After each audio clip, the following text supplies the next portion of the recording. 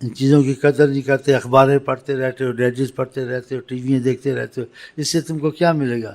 یا شاعروں کی کتابیں پڑھتے رہتے ہو، شاعری کی ویسی خدا نے تعریف نہیں کی، نہ نبی نے کی، کہا کسی کے پیٹ میں پیپ بھر جائے شاعری نہ کرے. دیکھا، تھوڑی بہت شاعری اسلام میں جائز ہے خدا رسول کے لیے، لیکن اس میں زیادہ گھسنا اچھا نہیں ہے.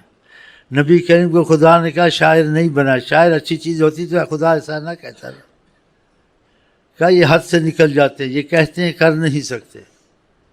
وما ينبغي له، نہ ان کی شان کی شایع شاعر بنے. اگر شاعری کو آپ ہر نقص سے پاک بھی کر لیں کہ ہم شاعری کرتے ہیں اس میں اچھی باتیں کہیں گے اور اس میں وہ چیزیں نہیں ہوں گی، پرہیز ہوگی، اور بہت اگر بہترین سے بہترین تقوی والی بھی شاعری آپ کر لیں، لیکن قرآن کی تلاوت درود کے پڑھنے کے برابر نہیں ہو سکتی. جو برکت آپ کو درود کی کثرت میں ملے گی یا قرآن کی تلاوت ملے گی، وہ اس شاعری میں بھی نہیں ملے گی. نقص پاک ہے اور اس کو بہت تقوی والی شاعری کی، اس میں وہ چیز نہیں ہوگی، چاہے تھوڑا فائدہ ہوگا. اور جس شاعری میں سرکشی ہو، اور ایسے لوگوں کی شاعری جو بے عمل ہوں، عمل نہیں کیا ہو، زبان سے محبت خدا رسول کی ہے لیکن حقیقت میں محبت کا ان میں نام ہی تھا، محبت کی بات نہیں تھی، اس کو تو قریب نہیں جانا چاہیے. اور شاعری اچھی بھی ہو تو اس کو بھول جانا چاہیے. خدا نے شاعری کی رغبت نہیں دلائی، نبی نے نہیں دلائی. شاعری کی کچھ اجازت ہے کہ انسان کوئی گنگنا لیتا ہے، لیکن زیادہ یہی کیا ہے کہ قرآن کو زیادہ پڑھو، زیادہ کہ یہی کہا ہے درود جو پڑھے گا میرے قریب زیادہ ہوگا. جس کو نبی صلی اللہ علیہ وسلم کی محبت اور قرب چاہیے وہ درود شریف بہت پڑھے گا. اور درود شریف سے پڑھنے سے، نبی سے محبت کرنے سے خدا تعالیٰ سے محبت کرتا ہے. اللہ نے اس موسیٰ علیہ السلام کو کہا چاہتے ہو تمہاری آنکھ کی جو سیاہی ہے اس سے زیادہ قریب مجھ کو دیکھو؟ کہا ہاں، اس سے زیادہ قریب نظر آئیں تو اچھا ہے. کہا حضرت محمد مصطفیٰ پر درود پڑھو. یہ موسیٰ علیہ السلام کو کہا میں یہ آنکھ کی سیاہی سے زیادہ قریب نظر آؤں گا. ہاں، جس چیزوں میں لگیں، ڈائجسٹ، اخباریں، ٹی وی، کتنا وقت جاتا ہے. آپ کو پتہ ہے زندگی کتنی قیمت ہے. آپ دنیا کے مالک ہو جائیں، زندگی کوئی نہیں خرید سکتا. جو دن گیا گیا، اس کو آپ لوٹا نہیں سکتے. تو پھر زندگی کو ضائع کرنا چاہیے. عمر کا بدلہ نہ ہو سکتا ہے یار، اس کو آنکھوں، اس کو ہاتھوں سے نہ کھو اے ہوشیار، گیا وقت پھر ہاتھ آتا نہیں. اللہ کرے ہماری زندگی آقا کے نام پہ نام ہوگی. اگر ایسے ہو جائے ہمیں کیا چاہیے. دنیا میں آج بھی راحت نہیں ہے. آپ دیکھتے ہیں کوئی بیمار ہے، کوئی ہسپتال میں ہے، کوئی قبرستان میں جانے کے لیے تیاری کر رہا ہے، ہسپتال میں دم توڑ رہے ہیں، کوئی فلڈ میں مر رہے ہیں، زلزلے آ رہے ہیں، جنگیں ہو رہی ہیں. آپ بتائیں اس دنیا میں آپ نے کہاں راحت ڈھونڈنی ہے؟ جب سے خدا نے بنایا ہے اس کو رحمت کی نظر سے نہیں دیکھا. اس لیے آدمی اس میں تکلیف میں روتا ہی رہتا ہے. ہنستا کم ہے اور روتا زیادہ ہے، اور اس کی کوئی ضمانت ہے، کسی وقت کچھ نہ کچھ ہو سکتا ہے. پھر اس سے دل لگانا یا مستقبل بنانا.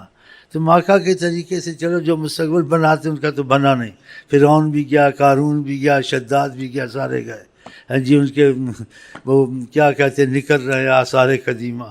تو تم نے بھی اپنے آثار قدیمہ نکلوانے ہیں. ہاں، دلا غافل نہ ہو یک دم یہ دنیا چھوڑ جانا ہے. کہاں تخت سلیمانی، کہاں وہ ماہ کنعانی، گئے سب چھوڑ کر فانی. تو تم کو کیا ملے گا؟ سلمان صاحب نے اس کسان کو کیا کہا تھا جو تعریف کر رہا تھا کہ آپ کے پاس بہت ملک ہے، بہت خدا نے دیا. آپ نے اس کو کہا تو ایک دفعہ سبحان اللہ کہہ لے، اس کا ثواب برکتیں تیرے ساتھ رہیں گی، سلمان کے علیہ السلام کے ملک سے افضل ہے. یہ اللہ کے نام کی برکت. یہ دنیا ہے، فانی ہے. تو آپ ان چیزوں میں زیادہ نہ لگیں. دنیا کے معاملے میں تمہارا ایمان جائے گا، تمہارا وقت جائے گا. یا ایمان چھوڑ کے مرو گے یا کمزور ایمان سے مرو گے. ہاں، یا شیطان عذابوں میں تم کو لے جائے گا، سارے کام کروا لے گا. ہاں، تو نبی کریم کی محبت جو سی ہر مصیبت سے بچائے گی. ہاں، کیونکہ جب آپ سے محبت کریں گے وہ آپ سے محبت کریں گے. جب وہ آپ سے محبت کریں گے خدا جانے آپ کو کہاں پہنچا دیں گے. ہاں، تو اللہ تعالیٰ اور نبی سے محبت کا معاملہ شروع کر دو. درود کی کثرت، نفل زیادہ پڑھنے، ہر وقت نکالنا. اور قرآن کی تلاوت سے عشق الہی پیدا ہوتا ہے. اس کی رغبت رسول اللہ بہت دلاتے تھے.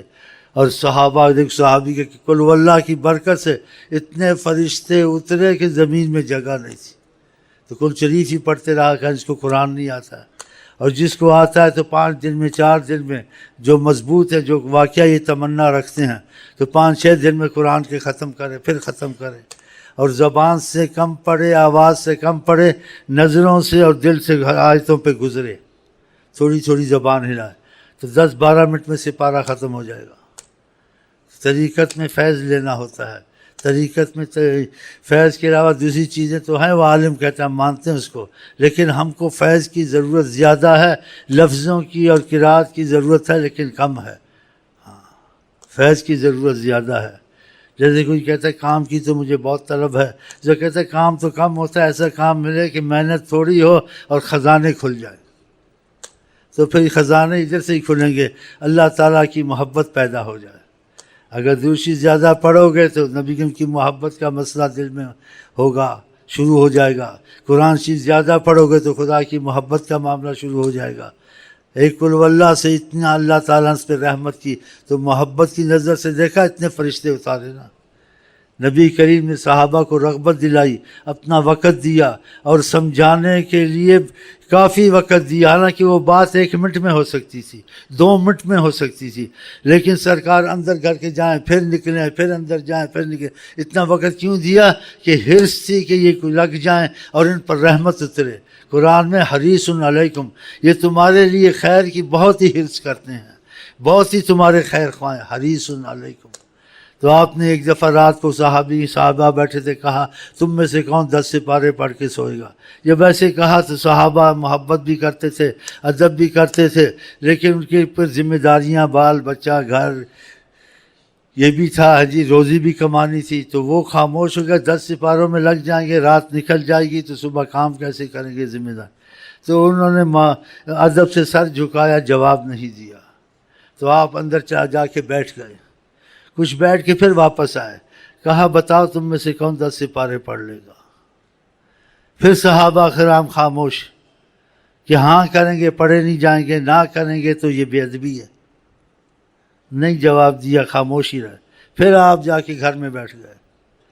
یہ کتنی خوش قسمتی کہ ان کی خوش قسمتی، اور نبی صلی اللہ علیہ وسلم کی اتنی تکلیف اٹھانی، اتنی عظیم ہستی ہو کر ان کے پاس آنا جانا، دیکھنا بولنا، ان کا دیکھنا، کتنے خوش قسمت تھے۔